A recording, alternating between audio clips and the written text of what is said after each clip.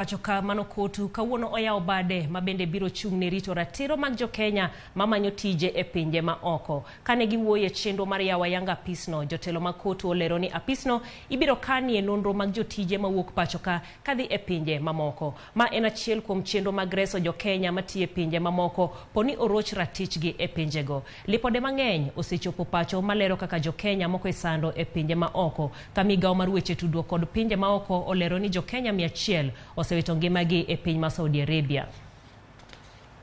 And even migrant workers, particularly not nationals of Kenya, who are living and working here in Kenya.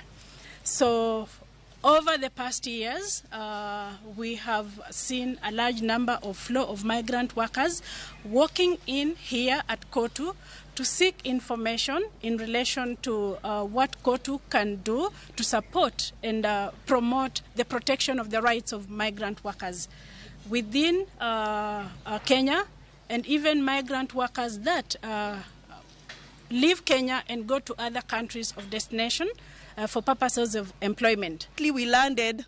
The first thing that was taken away was my passport. We got to the accommodation. The other thing that was taken away was the phones. So we were put in an accommodation shelter where there was no quarantine. We were sharing beds, and unfortunately, by the time we had left that place 2 weeks later, 6 of us had contracted COVID. Obila e gwenge mag Suna East Sub-County tima pedha ne